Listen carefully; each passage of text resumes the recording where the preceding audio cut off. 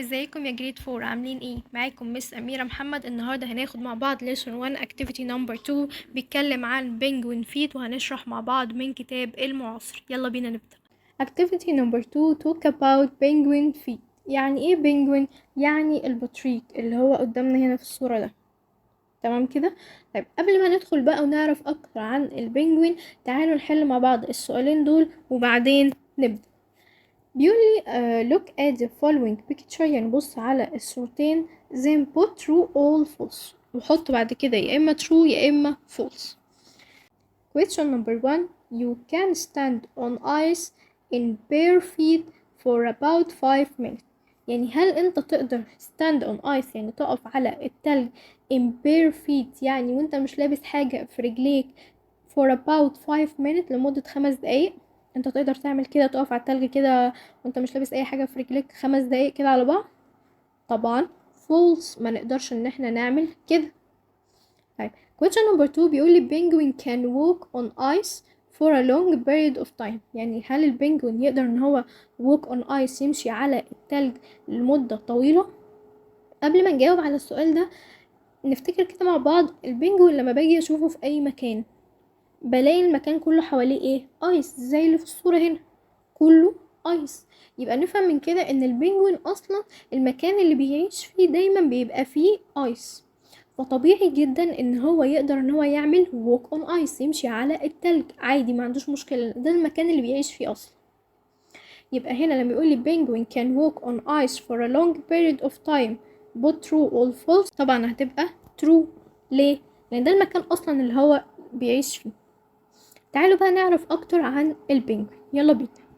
البنجوين يعتبر من البيردز، بس هو مختلف عنهم في حاجة، ان البيردز كان فلاي، الطيور تقدر ان هي تعمل ايه؟ تطير. بس هو لا، كانت فلاي، وبيقضي يومه كله على الايس. يعني يقدر ان هو stand on ice all day، يفضل قاعد طول اليوم على الايس، ما عندوش اي مشكلة. يبقى هنا unlike most birds، على عكس البيردز التانيين، البنجوين can't fly. البنجوين ما يقدرش ان هو يعمل فلاي، ما يقدرش يطير، لان انا عارفه ان البيردز بتعمل ايه؟ كان فلاي، كلها بتقدر او معظمها يعني انها تقدر ان هما يطيروا. البنجوين لا، can't fly. طب هو بيعمل ايه؟ but they can stand on ice all day، بس يقدر ان هو يقف ويمشي على التلج عادي، ما عندوش اي مشكله. احنا في الكونسبت ده اي انيمال او بلانت هناخده هنعرف عنه حاجتين، الهابيتات بتاعته والادابتيشن، لازم نعرف عنه الحاجتين دول. طب يا مس، هو ايه الهابيتات ده اصلا؟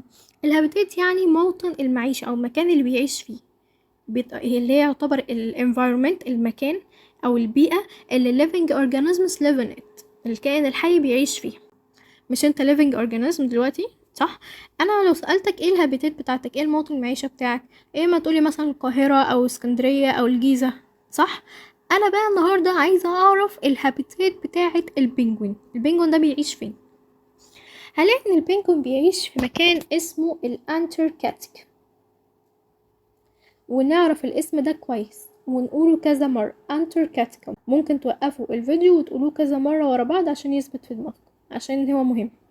الانتاركتيكا ده يعتبر مكان بولر كلايميت، يعني مكان قطبي او فيه مناخ قطبي شوية، وهو يعتبر coldest place on earth، يعني ابرد مكان في كوكب الارض كله، مكان تلج جدا مليان ايس. فده مكان مناسب جدا ان البنجوين يعيش فيه، لان البنجوين ده اصلا متهيأ او ربنا سبحانه وتعالى خلقه بصفات معينة هنعرفها بعد شوية، بتساعد ان هو يعيش على الايس ده عادي وما عندوش اي مشكلة. يبقى لما اجي اقول ايه هي الهابيتات بتاعه البنجوين، هو بيعيش في الانتاركتيكا اللي هي live in ايه، اللي بتكون موجوده اصلا فين؟ تعتبر بولار كلايميت، والبولار كلايميت ده يعتبر the coldest place on earth، يعني ده ابرد مكان في كوكب الارض كله. وبيجي سؤال في النقطه دي.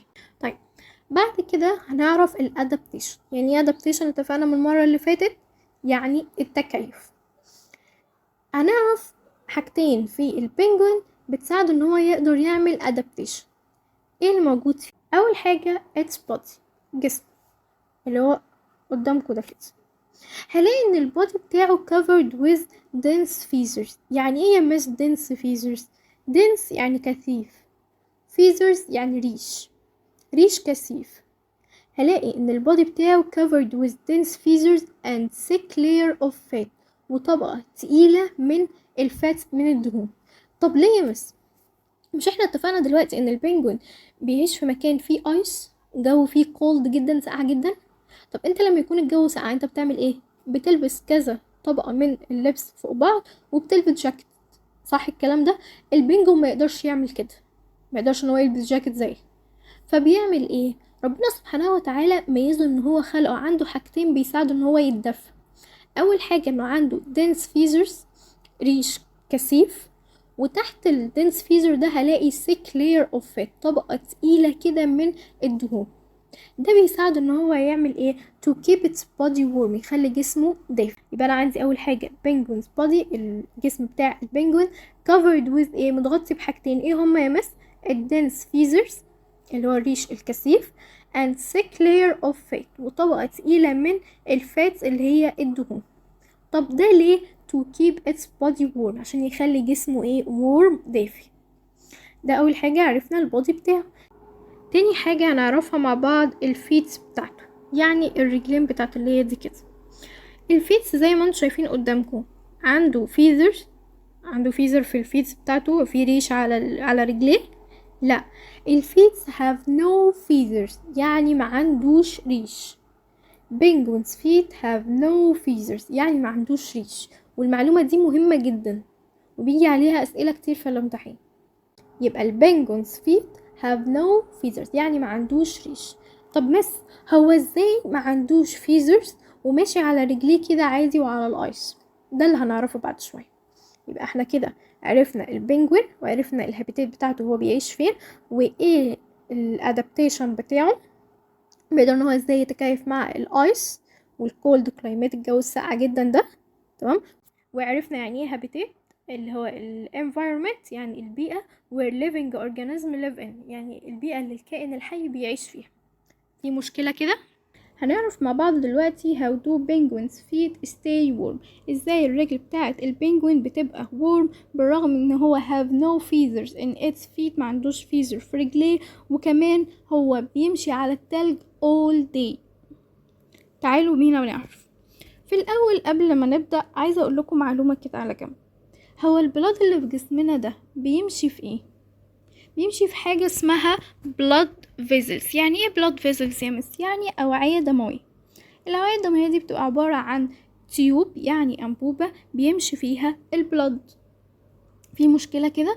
طيب احنا عندنا blood vessels والبنجوين برضو عنده blood vessels. تعالوا بقى نعرف ازاي البنجوين بيستفيد او بيعمل ايه بالبلاد فيزلز بتاعته. كنا اتفقنا مع بعض من شوية ان احنا البنجوين عنده البودي وعنده الفيت بتاعته، والبودي عرفنا ان هي covered with dense feathers and thick layer of fat.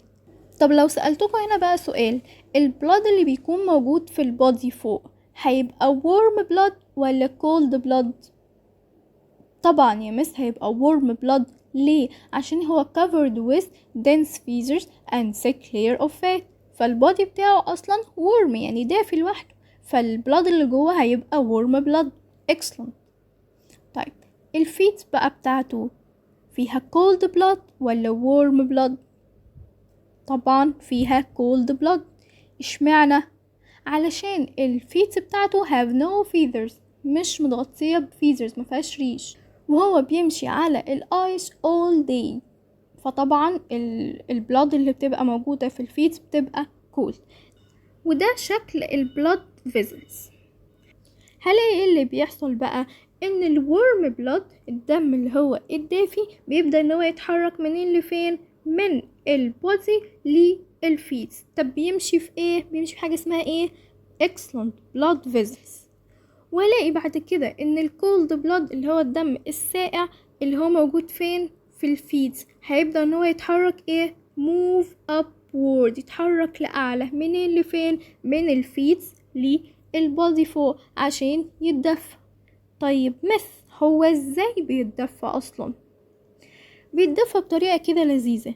ايه اللي بيحصل؟ هلاقي ان البلاد فيزلز اللي فيها warm blood والبلاد فيزلز التانية اللي فيها cold blood، هلاقي الاتنين wave around each other. يعني ايه؟ يعني بيلفوا حوالين بعض. يعني مثلا لو ده كده الورم بلاد، يبقى ده كده الكولد بلاد، يبقى الاتنين بيلفوا حوالين بعض. ليه؟ علشان الكولد بلاد يحصل له هيت، يعني يتدفى ويتحول لي وورم بلاد فيدفي رجل البنجوين. يبقى كده فهمنا مع بعض. تعالوا نقرأ الكلام ده. بيقول لي البلاد فيزلز bring cold blood، البلاد فيزلز بتشيل الكولد بلاد. ايه ده؟ طب الكولد بلاد ده هيروح فين بقى؟ لو شاطرين هيروح اب، هيمشي فوق. شاطرين. منين؟ from the feet، من رجليه. طيب الورم بلاد هيعمل ايه؟ other blood vessels تانية هتبدأ ان هي bring warm blood، هتشيل الورم بلاد منين لفين؟ down. excellent. تنزله تحت. لمين؟ للفيتس. طب هو الورم بلاد ده اصلا جاي منين؟ جاي من الفيزرز coated body، يعني من جسم البنجوين اللي هو covered with a feathers and thick layer of fat. طب يا مس، هو الكولد بلاد ده بيتدفى ازاي بعد كده؟ هلاقي ان الفيزلز اللي هي البلاد فيزلز اللي فيها كولد بلاد والبلاد فيزلز اللي فيها وورم بلاد، هلاقي ان هما الاتنين wave around each other، بيلفوا حوالين بعض. ليه؟ علشان الورم بلاد فيزلز تبدأ ان هي تعمل heat up the cold blood vessels، ان الدم اللي هو الورم يبدأ ان هو يدفي الدم الايه؟ الكولد. والهيت ده بقى اللي هي الحرارة دي تبدأ ان هي transfer to penguins feet، تبدأ تنزل لرجل البنجوين فما يحسش بالايه؟ بالسقعة عادي، ويقدر يمشي على الايس ما عندوش اي مشكلة. فهمنا كده مع بعض؟ في سؤال عايزاكم تعرفوه هنا اسمه give reason. give reason ده سؤال جديد عليكم شوية. give reason ده سؤال مهم بيجي في الامتحان. ده هنحله ازاي؟ اول حاجه، اول ما اشوف كلمه give reason اكتب جنبها كلمه قولي ليه. هو السؤال هيبقى ان هو عايز يعرف منك ليه اصلا، فانت هتكتب جنبها قولي ليه. وكلمه قولي ليه بقى هتحطها جنب اي سؤال، يعني قولي ليه وتترجم بقيه السؤال وتجاوب عليها. هنعرف مع بعض دلوقتي ازاي. بيقول لي هنا السؤال ايه؟ penguins feet، يعني رجلين البنجوين help them survive in cold climate. يبقى قولي ليه رجلين البنجوين بتساعد ان هو يعمل survive، يبقى على قيد الحياة في الكولد كلايميت، في الجو الساقع. فهمتوا كده الفكرة؟ يبقى سؤال give reason اول حاجة فيه كلمة قولي ليه، وبعدين اترجم السؤال ليه بقى. طب لما نيجي نجاوب لازم نجاوب اول حاجة بكلمة because. يبقى كده عرفنا اساسيات الاجابة على السؤال give reason. اول حاجة بحط جنب السؤال قولي ليه، لما اجي اجاوب لازم احط كلمة because، واكمل بقى بقية الاجابة. because ايه بقى؟ علشان البلاد فيزلز اللي هي carry warm blood، اللي بتشيل الورم بلاد، بتعمل ايه؟ wave around، بتلف حوالين البلاد فيزلز التانية اللي هي فيها cold blood، اللي جاي منين؟ من الفيت.